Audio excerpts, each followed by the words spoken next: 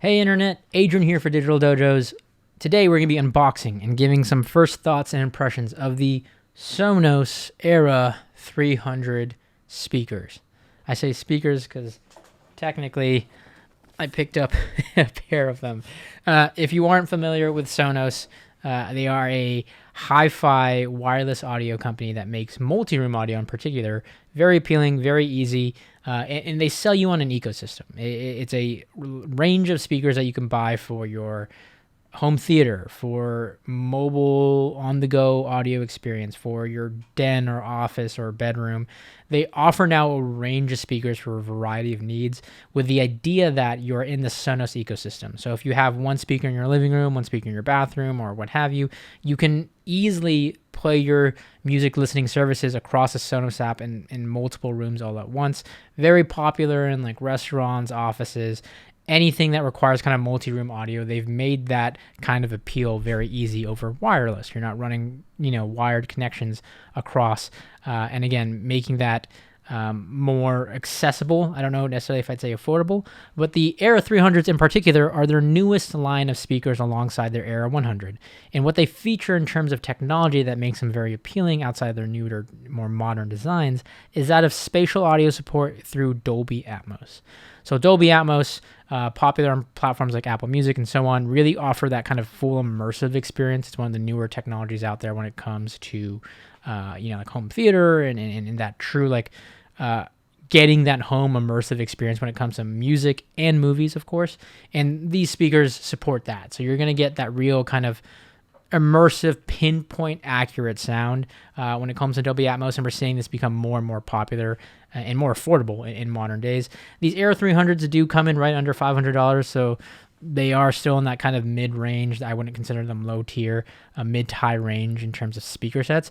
But from initial reviews and from what I've seen on the internet, pack a punch, and at their price point are really great kind of all-in-one speakers for a lot of variety of needs.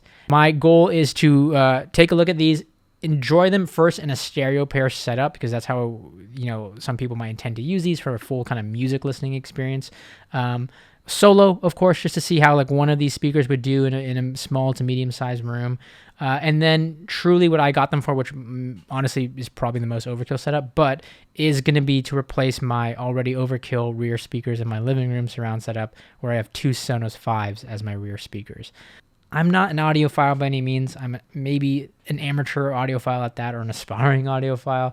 I don't, pinpoint, can tell you the mids, the trebles, the highs, the lows. I know it sounds good to me, and at the end of the day, that's ultimately what matters. I know some people in the audiophile community hate Sonos, don't agree with their products or their quality of products, whereas others love the convenience factor and love what they have to offer. I'm one of those people, and I'm excited to kind of take a look and dive deeper.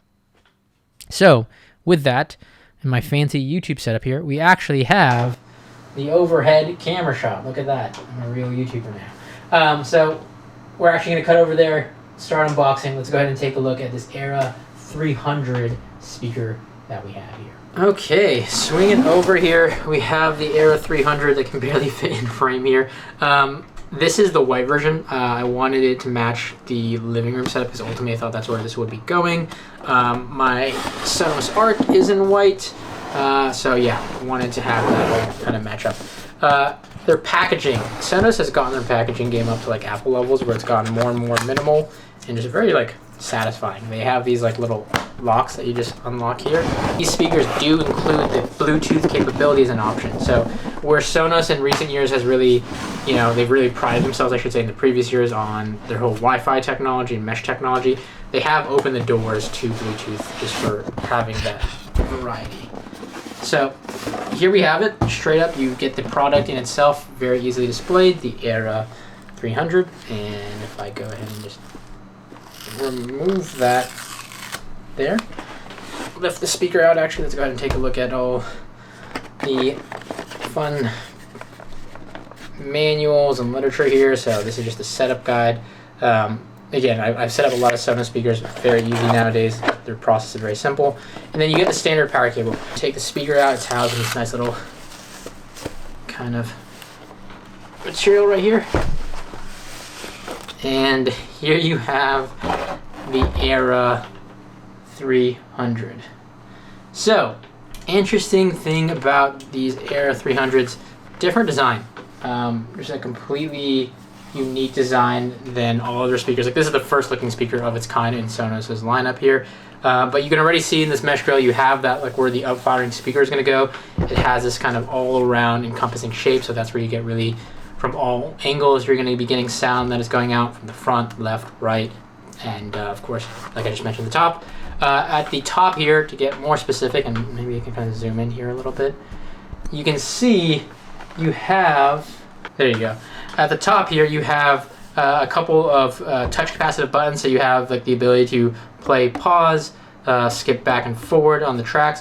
You actually have a volume slider here. I'm imagining it's just going to be tap versus slide, but I don't know. Maybe because of the concave there, you might be able to slide up and down. And can also confirm that with the Era 300s, this is a kind of like capacitive touch, so you're not having just a tap right here. While you can do that, you can just slide your finger to the right for higher volume, slide to the left to lower the volume.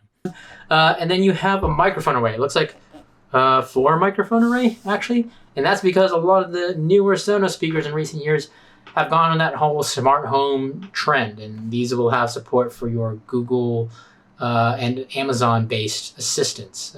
Currently, those are the 2 main ones that they support. So you also get a smart speaker in all of this as well. So this will be able to do things like tell you the time, execute smart home commands, all that. So it makes it more appealing from an all-in-one standpoint. Like if you were to just pick up one of these to be your main speaker, your smart home device, and all of that, there's that appeal to it. Looking at the front here, you have the front grille. You can kind of see the 2 stereo speakers there, or the 2 speakers left and right there. You have the Sonos logo, and as it's often known, it's a what is that, a palindrome, right? Where you can read it both ways, and it's a logo that is versatile and that you can literally look at it from all sides and same thing. Sonos. Yeah, and then at the bottom here, you have your let's go ahead and look at the bottom. You have your 2 slots for like stands, if you have stands that will allow for like a screw-in stand or mount. I do want to buy stands for these because the current stands I have for my speakers are not proper Sonos speaker stands. So that's something I'll be looking into. And then on the very back here, you now have the power cable, which it is going to go in the back versus the bottom. You have what looks like almost like a USB slot, if not a Kensington slot. I'm not 100% sure if that's for security lock or for like firmware updates. I actually think that might be Kensington lock. You now have a manual switch here for the microphone, so you know when it's on or off. You can see it's either green or it looks like white versus red. So green means the microphone's on, I would assume, and white means it is muted. So that's for those who don't really care about the smart home ecosystem side of things. You want to just turn that microphone off, you can do that. And then now, interestingly enough, you have that Bluetooth button, which again is not something that is common with Sonos until their recent speakers, because for so long they prided themselves on not having Bluetooth capability. But now that you have that pairing button. And that is the speaker, the Sonos Era 300 in all of its glory. So you can see the footprint here, my hand for comparison. It's pretty compact. It is definitely a different shape than you're used to with their speakers, more rounded and you know, tilted out there. So yeah, interesting first look, and let's go ahead and get it set up. We're gonna like run the power cable down. Yeah, interesting. I feel like that's just like a weird speaker player, or like the power cable placement. I wish it sat flush with the whole back of the speaker. I understand you're probably going to want a gap to access these buttons, but yeah, that's just, again, going through nitpicking some design first impressions there. By the way, I want to say, if you are looking for all like the audiophile goodness and the detailed like waveform comparison and all that fun stuff, check out Peter P on YouTube. I'll link to his channel down in the description. He's like my go-to when it comes to a lot of this stuff, and when I pick up a pair of things like these, big fan of his channel, and he really dives deep into the nuances of Sonos and their speakers and their technology and their updates. So big shout out to Peter. Check out his channel if you're really looking for the in-depth nitty-gritty. And all right, despite technical difficulties going on right now, I do want to show you what it looks like to actually add the Sonos speakers in here. So this is what pops up when you have the Sonos app and detects a new speaker is in, because I have the second Era 300 right here. You hit add. Essentially what it starts to do is it looks at your Wi-Fi network to determine, again, is this on the same network? Gets it all going. It will play a pin, an audio pin, so it's going to play a chime here and use your mic. It determines that's the speaker that it's trying to connect to, and it adds it just like that. So if you're already in the Sonos ecosystem, it makes the overall setup process super, super simple, connects it to your network, all that good stuff. And then it gives you the opportunity to update the firmware, add on the smart assistant. You want to determine which room it's in terms of location. I set up another room called Den 2 here just for testing, so I'm going to add it to that. And that's going to essentially say that these speakers are in the same room. It doesn't necessarily mean it's going to pair them right out the gate. You can set that up for stereo pair after the fact, but you're just saying that these are in a group, and usually that's classified by your room. Living room, kitchen, so on and so forth, so that you can designate a play group when you're, playing music throughout your space. So there it is. Done. All set up. It's going to ask me if I want to do true play. In this case, I'm not going to do true play right now.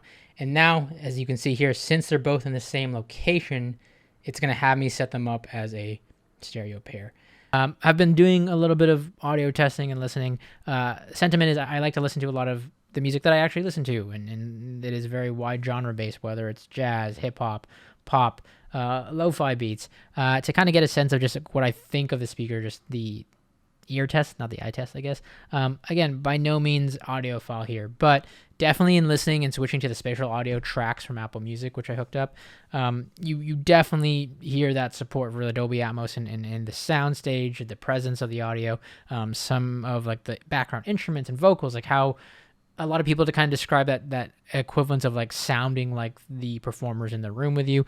And you definitely notice a difference in listening from a spatial audio track compared to the non-spatial audio version, or Dolby Atmos version, I guess I should say technically. But yeah, again, just doing a little bit more sampling with just the one speaker here before we go ahead and hook up the two to get that stereo pair.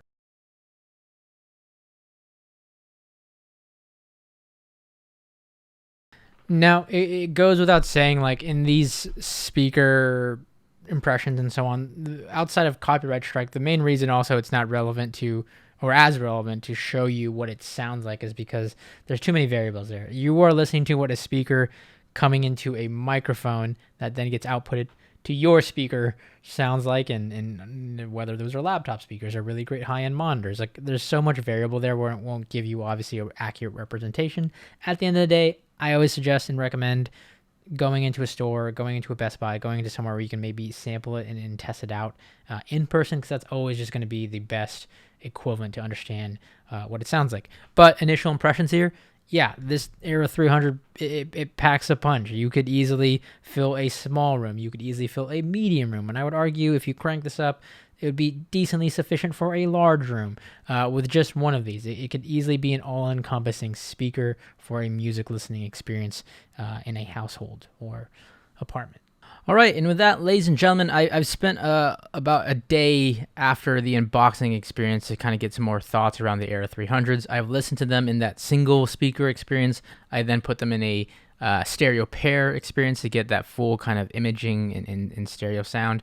And then I even tested them out here in the home office and studio in a surround setup. So I hooked it up to my Sonos Beam, the Sonos Mini Sub, to get the 5.1 surround setup, replacing my Play 1s as the rears. And in each of those scenarios, the Sonos Era 300s held strong. As a single speaker, like I mentioned earlier, I think this is something that can easily fill a small room, a medium room, even give you some decent sound in a large room setup.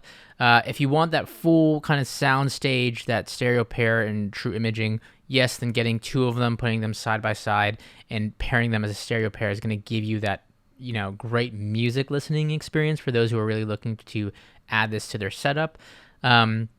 And then, like I mentioned lastly, I hooked it up to my rear speaker setup here in the home office and studio, because ideally that's what I'm going to be using these Era 300s for. They're going to replace my Play 5s in the living room for the full kind of 7.1 surround setup with the Sonos Arc and the Sonos Sub.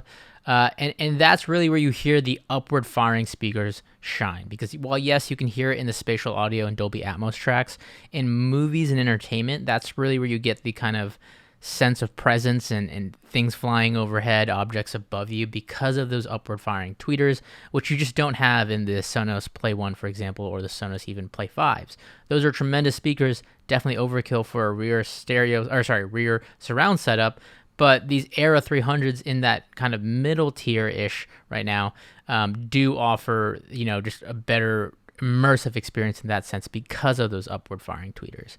So these Era 300s are a speaker that I think are going to be for a variety of people, and I think the great thing about Sonos is you can kind of buy, pick, and choose and upgrade as you see fit. You can buy this as a single speaker in the beginning just to have a really great, speaker for music listening experience. You can add a second one down the road. You can convert them to rears. That's the beauty of the ecosystem to me. I imagine down the road, Sonos is only going to continue this Era line into the Era 500s and release, a new Sonos Era 5 to replace the current Play 5. Overall design has grown on me. They're these small kind of odd circular shapes at first that I wasn't, necessarily a huge fan of, but having them in person, they're more of a smaller footprint in that perfect, not quite the Play 5 heaviness and weight and heft, but, looks solid on a console table, a stand. That being said, I did note earlier there is a USB-C port on the back, and that is confirmed for the Sonos adapters that they can sell you for $20 or $40. They pay that Apple tax for sure. It's a USB-C port that allows you to add functionality for line in, so you get the 3.5 adapter from Sonos, or a combo adapter, which is 3.5 or Ethernet, so you can hook up hardwired if you prefer that.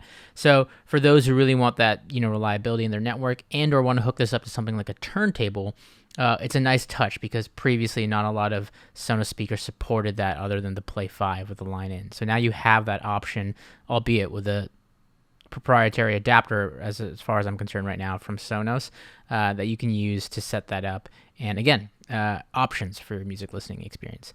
Is this speaker going to be for everyone? That's a judgment that you'll have to make at the end of the day. But again, just my initial impressions, I do think this is a very versatile speaker to add to the Sonos lineup. And I think a lot of people can use this in a variety of different ways. With that in mind, if you have any questions that you want taken a look at further for the full review down the road as I spend more time on this speaker, be sure to drop them down in the comments below. If this video is at all helpful to you, be sure to hit that thumbs up button. Consider subscribing for more content down the road. And as always, ladies and gentlemen, thanks for watching.